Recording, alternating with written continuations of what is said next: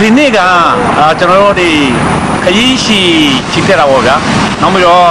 အစငါခံဆန္ဒပြပွဲ3ရက်မြောက်ဒုတိယနေ့ဖြစ်တယ်။ဘာကြောင့်ကျွန်တော်ဒီလိုလုပ်တယ်ဆိုရင်ဒီညအမိမြောင်ပြည်သူတွေမှာမစ္စတာကမ်ဘာရီကနေပြီးတော့ပွားပြီးတော့ပြန်လာပြီးတော့ပြန်တင်ပြတဲ့နေရာမှာအပေါကုလသမဂ္ဂလှုပ်ရှားရေးကောင်စီကနေပြီးတော့နော်နောက်ဖားရဲ့ကောင်းရကောင်းကြောင်းတွေကိုသူကအခေါင်းသဘောအပြုသဘောမြင်ပြီးတော့ပြောနေတော့ညာလဲနောက်ဖားကသူ့အပေါ်သူတို့ဒီလှုပ်ရှားရေးကောင်စီပေါ်မှာလုံးဝကူမဆိုင်ပဲနဲ့သူတို့လုတ်ကျင်တဲ့ဟာပဲသူဆိုင်ပြီးတော့လုံနေတယ်ဆိုတော့ထင်းသားမြင်နေတယ်အဲ့ဒီထင်းသားမြင်နေတဲ့ဟာကိုဒီလှုပ်ရှားရေးကောင်စီကနေပြီးတော့ဆက်တိုက်ပဲအပြုသဘောမြင်အကောင်းသဘောမြင်ပြီးတော့အဲ့ဒီအဲ့လိုမျိုးလုံနေကြတယ်ကျွန်တော်ပြည်သူတွေကတနေ့တနေ့ပြင်းထန်စွာခံစားနေရတဲ့ဟာကိုကျွန်တော်ထောက်ပြတဲ့အနေနဲ့အဲ့လိုမျိုးခရီးရှိ12ရက်ခရီးရှိတက်တယ်နောက်3ရက်ဟန်ကဆွဲဝင်ပြီးတော့ကျွန်တော်ဒီကုလသမဂ္ဂအတွင်းမှုချုပ်စီကိုကျွန်တော်စာရေးတောင်းဆိုဖို့အတွက်နောက်တော့ပို့ပြီးတော့ထိရောက်စွာနဲ့ကျွန်တော်တို့ထိရောက်ဆုံးဖြစ်နေအောင်ကျူးစားပြီးတော့လုပ်ပေးဖို့ကျွန်တော်တောင်းဆိုဆန္ဒပြရတဲ့ကျွန်တော်ဒီအခုကုလသမဂ္ဂဌာနချုပ်ရှိမှာကျွန်တော်တို့ဆန္ဒဆန္ဒပြပွဲလုပ်နေတာဖြစ်တယ်ကျွန်တော်ကတော့ကျွန်တော်မှအဆုတ်ယောဂဝိဒနာရှိတဲ့အတွက်ကျွန်တော်မလုပ်နိုင်တော့ညာလဲကျွန်တော်ဆန္ဒခံဆန္ဒပြတာမလုပ်နိုင်တော့ညာလဲဆန္ဒခံဆန္ဒပြနေတဲ့လူတွေကိုကျွန်တော်ကပန်းပိုးကူညီပြီးတော့ကျွန်တော်သူတို့ပုံမှာထောက်ပံ့ပေးနေတဲ့လူတယောက်ဖြစ်ပါတယ်ခင်ဗျာဘောလုံးမျိုးကနေလာ1988ခုနှစ်တုန်းကတပါတီအာနာဇင်စနစ်ဦးနေဝင်ရဲ့စနစ်ကိုမကြိုက်လို့ညီမှုရှိတောင်းဆိုရင်းရှစ်လုံးရေးတော်ဝင်မှာဘောလုံးမျိုးအမှတ်1နယ်မြေမဲဆန္ဒနယ်မြေ1ကြာသာလမ်းဆောင်ကနေဆိုဘိမောက်စတင်ပြီးတော့တိုက်ပွဲဝင်ခဲ့ဒီမှုစီရရှိဖို့ငင်းညမ်းစွာနဲ့ဆန္ဒပြတဲ့လူကိုစစ်တပ်ကအာဏာသိမ်းတယ်စစ်တပ်ကတိုင်းပြည်ရဲ့ချုပ်ကြအာဏာကိုမတရားသိမ်းပိုက်ပြီးတော့သူတို့ယူကောက်ပွဲလုပ်ပြီးပြောတယ်ယူကောက်ပွဲလုပ်ပြီးတော့1990ခုနှစ်မှာယူကောက်ပွဲအနိုင်ရရှိတဲ့မျိုးသားဒီမိုကရေစီချုပ်ဒေါ်အောင်ဆန်းစုကြည်ဦးဆောင်တဲ့ NLD ပါတီကိုအာဏာမပေးဘူးယူကောက်ပွဲအနိုင်ရရှိတဲ့ကိုယ်စားလှယ်တွေကိုဖမ်းတယ်ထွတ်တော်ကိုယ်စားလှယ်တွေကိုဖမ်းတယ်နိုင်ငံရေးလုပ်တဲ့တောင်းသားအခုဆိုရင်ညီညာစွာဆန္ဒပြတောင်းဆိုနေတဲ့ဒီမျိုးယူကောက်ပွဲပြီးလို့16နှစ်ပြည့်သွားတော့သူတို့ကပြည်သူအာဏာပြည်သူလက်ဝဲကိုကြမ်းအပ်တယ်။ဒါကြောင့်မလို့ဒီဘယ်နေရာဘယ်ဒေသရောက်ညီညာစွာဆန္ဒပြပြီးတော့တောင်းဆိုဖို့အဓိကဗမာပြည်အရေးကိုလုံခြုံရေးကောင်စီကနာလို့ဆုံးဖြတ်ဖို့အများဆုံးရေးယူဆောင်ရွက်ဖို့ပြင်းထန်တဲ့လှုပ်ရှားမှုတွေအခုအမေရိကန်ရောက်နေတဲ့အချိန်မှာအော်ဘာနီငင်းငိုင်းစီတီကနေပြီးတော့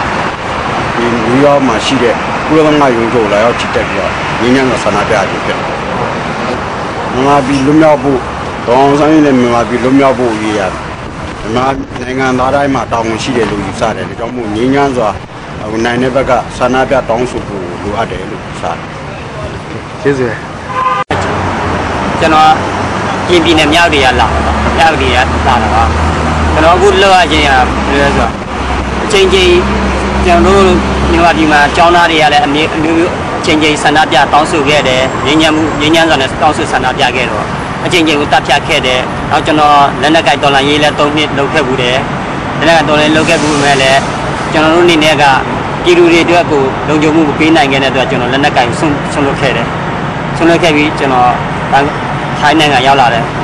ဒါပေမဲ့လည်းပြည်နယ်မှာအများအားတွေ့ကြုံနေရတဲ့ဒီကရင်မျိုးသားတွေကစစ်ဖြစ်ပြီးဆိုရင်ရွာသူရွာသားတွေကဘယ်လဲဆိုတော့နေစရာမရှိအောင်ဖက်ပြေးတိတ်လျှောက်ပုံးနေရကျွန်တော်တို့ရန်သူကလည်းဆိုတော်လိုင်းအင်အားစုကအဲ့ရွာဝင်နေဆိုရင်အဲ့ရွာကိုသူတို့ရန်သူဘက်ကတက်ကဝင်လာပြီးဆိုတရွာလုံးမိရှုဖြက်စီးတယ်တပ်ဖြတ်တယ်ရွာသားတွေကိုညမနှိပ်စက်တယ်ကျွန်တော်တို့လက်ခံတဲ့အတွက်အဲ့ဒါမျိုးတွေလုပ်ခဲ့တာပေါ့အခုဆိုရင်လည်းကရင်ပြည်နယ်မှာထိုးစစ်တွေတားဆင်ပြီးတော့ကင်ဒုက္ခအကင်တွေကဈေးစရာရွာတွေကအကုန်လုံးရွာပြောက်တွေဖြစ်ကုန်တော့ရွာလုံးနေစားမှာရှိနေကင်ရွာတွေအများတော့မီးရှို့ဖျက်ဆီးခံရတယ်အဲ့လိုပြည်သူတွေအကုန်လုံးကပြင်ပြည်နယ်ထဲမှာမရှိဘဲနဲ့ထိုင်းနိုင်ငံဒုက္ခတဲ့နေစားတစ်ခုဖတ်ပြီးတိတ်ရှောက်တော့နေကြရတာများတော့ အဲ့ဒါတွေလည်းပါတယ်အခုဆိုရင်ပူဆိုးတာဒီ90 2009ခုနှစ်ရဟန်းတွေဒီဖြစ်သွားတဲ့ရဟန်းတွေကဆန္ဒပြတာမဟုတ်ဘူးပြည်သူတွေငြိမ်းချမ်းမှုအတွက်ပြည်တွင်းငြိမ်းချမ်းမှုအတွက်ဆုတောင်းမေတ္တာပို့ကြတာဖြစ်တယ်ဒီဆုတောင်းမေတ္တာပို့နေတာကိုဆုတောင်းမေတ္တာပို့တဲ့ရဟန်းတွေကိုရက်ဆက်ဆက်နေတပ်ဖြတ်ခဲ့တယ်ပြက်ခတ်ခဲ့ရိုက်နှက်ပြီးတပ်ဖြတ်ခဲ့တယ်ဒါတွေကသူတို့မှာဘာသာတရားမရှိတော့ဘူးဆိုတာထင်ရှားလာတဲ့အတွက်ကျွန်တော်အနေနဲ့ဒီကျွန်တော်နိုင်ငံမှာဘာသာရေးလည်းပျောက်ကွယ်ဖို့များနေတယ်အဲ့ဒါတွေကြောင့်မို့လို့ကျွန်တော်အနေနဲ့ဒီချစ်တဲ့ဆန္ဒပြကြီးစစ်ချစ်တဲ့ဆန္ဒပြကြီးနဲ့ဟန်ကားဆွဲကိုကျွန်တော်လုပ်ရခြင်းဖြစ်တယ်တော်ဒီဘလောမျိုးနဲ့စပ်ပူရောဘလောမျိုးနဲ့တဝဲကထွက်လာတဲ့6နှစ်သားရုံက I'm not here because of politics. I'm here because of righteousness. I was born and raised under this brutal regime. So when the people of Burma suffer, I suffer. I'm from there. My birthplace is from there. With the inspiration of my dad and inspiration of my teacher, the Japanese Buddhist nun, we started to have a peace walk, a 12-day peace walk for freedom of Burma. From Grafton, New York, which is 20 miles east of Albany, New York, to New York City, to the United Nations. About 215 miles. Wow. We do about 14 to 20 miles, like range from 14 to 20 miles a day, basically, and 12 days. When we started out, the weather was pretty awesome. Like, you know, it was chilly. It wasn't like that hot or it wasn't that cold. It was very peaceful. We walked pretty, like, you know, it was pretty good weather to walk, basically. But now the weather is pretty bad when we're doing hunger strike. Number one reason is I'm doing this is because of righteousness, not because of politics. Righteousness in terms of suffering. People of my country, the people of Burma, every ethnic nationalities, Burmese, Karen, Shan, Mon, every ethnic nationalities are suffering really badly. So I'm doing this as a righteousness. The second main reason to raise more awareness in the local community area what's really going on in Burma, other than hearing from the news, basically. And the third is, of course, we do urge UN security to intervene, like just as the people of Burma want us to intervene immediately in the country. So yeah, we urge the world to act upon it. You know, UN security definitely should take action, not just lip service, not just talking. For me personally, I don't really support military actions, but I do want peacekeeping troops inside the country to protect innocent civilians. Not to go to war with military regime, but to protect innocent civilians, basically. So yeah, that's another three main thing that we want, you know, in our demand. That's why we're doing this peace walk. It makes you really happy when you do peace walk.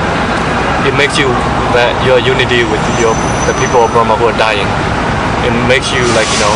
happy, basically. You feel that you're with the people of Burma. And of course, hunger strike. It is called an offering of what we can do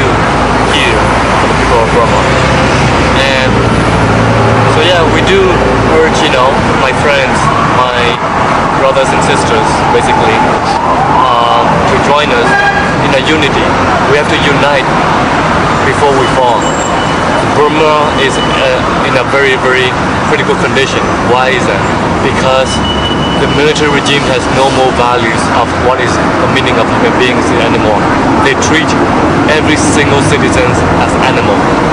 So we must unite. We have to unite in order to have the loving kindness victorious, basically. So don't forget where you come from. Like, don't forget your birthplace. We want to urge every single citizens who are from Burma to help us in a unite way, to join us, and we can win this. We can campaign if you unite it, basically. So we need help. We need big help. And when human beings unite, we'll definitely win, and that's guaranteed, basically. Okay.